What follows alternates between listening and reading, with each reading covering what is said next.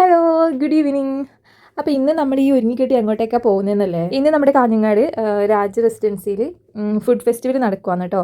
അപ്പം ഞങ്ങളാണ് അവിടെ മസാല ഐറ്റംസ് ഒക്കെ സപ്ലൈ ചെയ്യുന്നത്. അതുകൊണ്ട് തന്നെ പിന്നെ പോകാണ്ടിരിക്കാൻ പറ്റില്ലല്ലോ.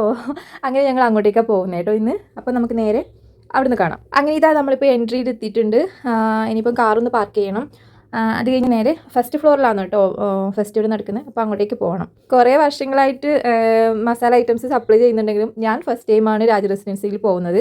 അപ്പം എനിക്ക് അവിടെയുള്ള ആൾക്കാരൊന്നും അറിയില്ല, പക്ഷേ ഏട്ടനെല്ലാവരും നന്നായിട്ട് അറിയാം കേട്ടോ. അപ്പം നമുക്ക് അകത്തോട്ട് പോയാലോ?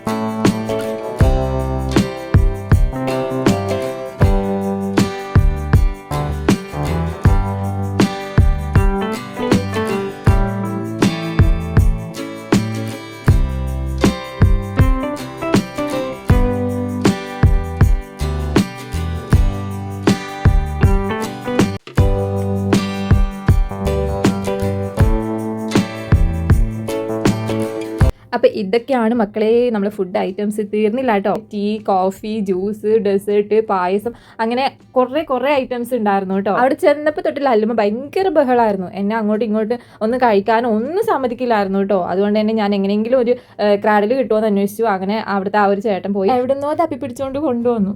പിന്നെ അത് കിട്ടിയതിന് ശേഷമാണ് എനിക്ക് കുറച്ച് സമാധാനമായത്. ലല്ലുമ്മ ബഹളം വെച്ചുകൊണ്ട് ഏട്ടനാണ് കേട്ടോ ഫുഡ് കൊണ്ടുവന്നത്. അപ്പം ഫസ്റ്റ് അറ്റംപ്റ്റ് കഴിഞ്ഞിട്ട് ഞങ്ങൾ നേരെ ഡെസേർട്ടിൻ്റെ സെക്ഷനിലേക്കാണ് പോയത്.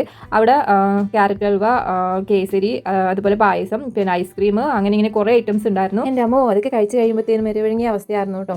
പിന്നെ അവസാനം 2 മിനിറ്റും ഒരു ടീയും വാങ്ങിച്ചിട്ട് ഞങ്ങൾ അവസാനിപ്പിച്ചു കേട്ടോ. പിന്നെ എടുത്ത് പറയേണ്ട ഒരു കാര്യം എന്ന് വെച്ചെങ്കിൽ അവിടുത്തെ സ്റ്റാഫിൻ്റെ ആയെങ്കിലും കുക്കിൻ്റെ ആയെങ്കിലും വളരെ നല്ല സെർവിങ് ആയിരുന്നു കേട്ടോ. അപ്പോൾ അതൊക്കെ കഴിഞ്ഞ് വാഷ് ചെയ്ത് വന്ന് ഞങ്ങൾ അവിടുത്തെ സ്റ്റാഫിനോടൊക്കെ യാത്ര പറഞ്ഞ് ഇറങ്ങി. അപ്പോൾ ഇന്നത്തെ വീഡിയോ ഇത്രയേ ഉള്ളൂ. Thank you.